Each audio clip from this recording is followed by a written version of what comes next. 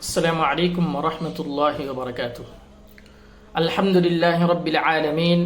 والصلاة والسلام على سيد المرسلين وعلى آله وصحبه أجمعين، أما بعد. قال الله تبارك وتعالى في القرآن المجيد والفرقان الحميد: أعوذ بالله من الشيطان الرجيم، بسم الله الرحمن الرحيم.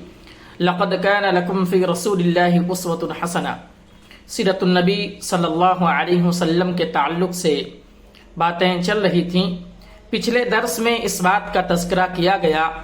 کہ مکہ والے جنگ کے لیے پوری تیاری کر رہے تھے.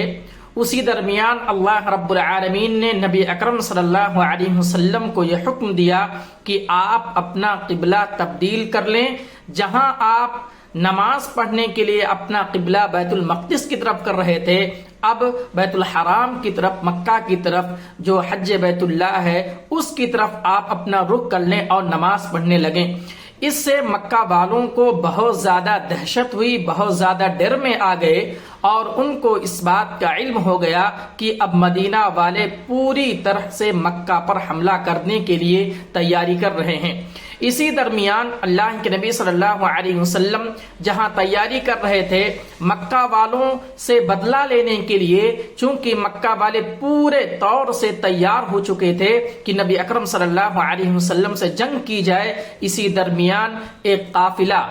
جمادی الاولی سن 2 ہجری میں حضرت سفیان رضی اللہ تعالی عنہ جو ابھی اسلام نہیں لائے تھے، ان کا ایک تجارتی قافلہ مکہ سے شام کی طرف جا رہا تھا. اس کا علم نبی اکرم صلی اللہ علیہ وسلم کو ہوتا ہے اور وہ 200 مہاجرین کے ساتھ، جن کے پاس 30 اونٹ تھے،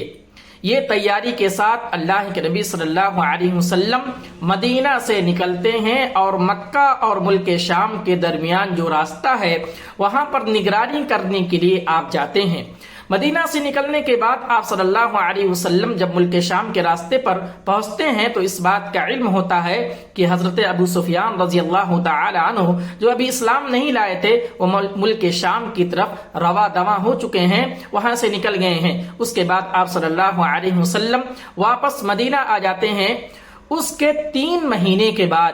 یعنی جمادی الاخر، رجب، شعبان، یہ 3 مہینہ گزرنے کے بعد وہی قافلہ جو مکہ سے ملک شام کی طرف حضرت ابو سفیان کی نگرانی میں نکلا تھا تجارت کے لیے، اپنے تجارت کو بڑھانے کے لیے، 3 مہینے کے بعد رمضان کے مہینے میں وہ قافلہ واپس آتا ہے. اس کا علم نبی اکرم صلی اللہ علیہ وسلم کو ہوتا ہے. آپ صلی اللہ علیہ وسلم طلحہ بن عبید اللہ اور سعید بن زید رضی اللہ تعالی عنہما کو یہ خبر کرتے ہیں اور ان کو یہ حکم دیتے ہیں کہ آپ جائیں ملک شام کے راستے پر جا کر کے خبر کریں کہ وہ قافلہ کہاں تک پہنچا ہے، وہ قافلہ آنے والا ہے، کب وہاں سے گزرے گا. ان تمام باتوں کی خبر آپ ہم کو دیں. یہ دونوں صحابہ وہاں پر جاتے ہیں اور وہاں پر جانے کے بعد اس بات کا علم ہوتا ہے کہ وہ قافلہ ابھی یہاں سے گزرنے والا ہے، ابھی گزرا نہیں ہے. وہ آتے ہیں نبی اکرم صلی اللہ علیہ وسلم کو اس بات کی خبر دیتے ہیں. آپ صلی اللہ علیہ وسلم کو جب اس بات کا علم ہوتا ہے، آپ صلی اللہ علیہ وسلم پوری تیاری کے ساتھ نکلنے کی کوشش کرتے ہیں. اور چونکہ یہ قافلہ جو واپس آ رہا تھا 3 مہینے کے بعد رمضان کے مہینے میں، حضرت ابو سفیان جو ابھی اسلام نہیں لائے تھے، بہت سارا ساز و سامان ان کے ساتھ تھا. تاریخ میں آتا ہے کہ ان کے پاس 1000 اونٹ اور 50,000 دینار کے برابر سامان تھا. لگ بھگ آج کے ریٹ میں اگر دیکھا جائے 250 کلو سونے کے برابر ان کے پاس سامان تھا. چونکہ یہ تجارتی قافلہ بہت بڑا تھا، مال کے اعتبار سے، دولت کے اعتبار سے نبی اکرم صلی اللہ علیہ وسلم نے یہ حکمت اختیار کی کہ اگر اس قافلے پر حملہ کر دیا جائے تو مکہ والے معیشت کے اعتبار سے کمزور ہو جائیں گے، چونکہ یہ قافلہ جب جائے گا، اتنا سارا ساز و سامان جب مکہ والوں کے پاس جائے گا تو چونکہ یہ تیاری کر رہے ہیں، نبی اکرم صلی اللہ علیہ وسلم پر حملہ کرنے، مدینہ کو صفحے ہستی سے مٹانے کے لیے پوری تیاری کر رہے ہیں، جنگ کے لیے پوری تیاری ہو رہی ہے، اور جب ان کے پاس ساز و سامان ہوگا تو یہ باہر سے آدمی کو بلائیں گے، باہر سے لوگوں کو بلائیں گے، یا اسی طریقے سے جنگ کے لیے جب اپنے گھروں سے نکلیں گے، کہیں پر اگر ان کو ڈیرا لگانا ہوا، کہیں پر اگر ان کو رہنے کا موقع ملا کہ کچھ دن تک وہاں رہیں گے تو ان کے پاس ساز و سامان رہے گا، کئی دن تک وہ کھانے کے لیے ان کے پاس کھانا رہے گا، اور وہ وہاں پر جم کر کے مدینہ والوں سے نبی اکرم صلی اللہ علیہ وسلم سے جنگ کریں گے۔ تو اللہ کے نبی صلی اللہ علیہ وسلم نے یہ حکمت اختیار کی کہ اگر مکہ والوں کو روکنا ہے، مکہ والوں کے غیظ و غضب سے اگر ہم کو بچنا ہے، ان کے حملے سے اگر اپنے آپ کو محفوظ کرنا ہے، تو یہ جو قافلہ جا رہا ہے اس پر حملہ کرنا ہوگا، اور ان کا جو تجارتی قافلہ ہے ان کے ساز و سامان کو اپنے پاس لینا ہوگا۔ یہ نبی اکرم صلی اللہ علیہ وسلم نے یہ حکمت اختیار کی، چونکہ اللہ کے نبی صلی اللہ علیہ وسلم کو اس بات کا علم ہو گیا کہ ابو سفیان وہاں سے آ رہے ہیں، لیکن اس طرف حضرت ابو سفیان رضی اللہ تعالی عنہ کو بھی اس بات کا علم ہو گیا، جو کہ ابھی اسلام نہیں لائے تھے، ان کو بھی اس بات کا علم ہو گیا کہ مدینہ والے میرے قافلے پر حملہ کرنے کے لیے تیاری کر رہے ہیں۔ وہ ایک قاصد مکہ کی طرف بھیجتے ہیں کچھ پیسہ دے کر کے کہ مکہ میں جا کر کے اس بات کی اطلاع کریں، اس بات کی خبر کریں کہ مدینہ والے میرے قافلے پر حملہ کرنا چاہتے ہیں، اور اپنے جو مکہ میں جنگجو ہیں، جو بہترین جنگجو ہیں، بہترین لڑاکو ہیں، ان کے کچھ لوگوں کو ہمارے قافلے کی حفاظت کے لیے بھیجیں۔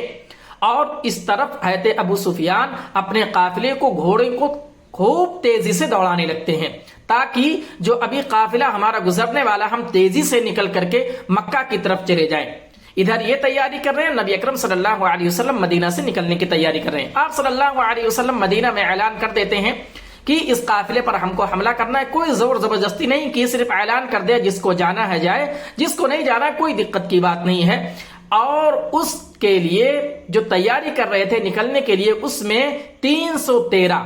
313 لوگ تھے آپ صلی اللہ علیہ وسلم کے ہمراہ، وہ لوگ نکلتے ہیں اور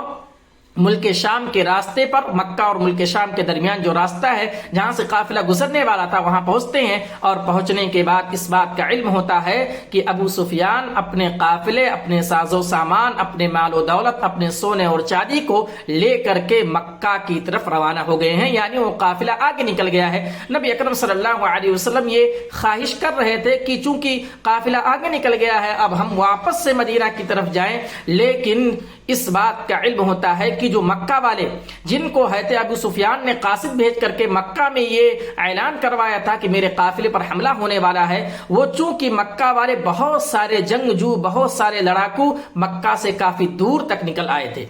مکہ سے کافی دور تک نکل کر آنے کے بعد وہ لوگوں نے یہ عزم کر لیا کہ اب مدینہ والوں کو چھوڑنا نہیں ہے، مدینہ والے ہمارے قافلے پر حملہ کرنے کے لیے آ رہے ہیں، ہمیں مالی نقصان پہنچانا چاہتے ہیں، ہم ان کو اب چھوڑیں گے نہیں۔ اور یہ مکہ والے بدر کا مقام جو ہے وہاں پر جا کر کے جم جاتے ہیں، وہاں پر رکتے ہیں، اور رکنے کے بعد انہوں نے یہ ارادہ کر لیا کہ مدینہ والوں کو صفحے ہستی سے مٹا دیا جائے۔ اللہ کے نبی صلی اللہ علیہ وسلم بھی اپنے لشکر کے ساتھ وہاں موجود ہوتے ہیں، اور اس کے بعد جنگ بدر، پہلی جنگ اسلام اور کفر کے درمیان پہلی جنگ واقع ہوتی ہے۔ دونوں کے درمیان انشاءاللہ آگے کے درس میں اس کی تفصیل بیان کی جائے گی۔ تو اس طریقے سے اللہ کے نبی صلی اللہ علیہ وسلم نے حکمت اختیار کی، اور کافروں نے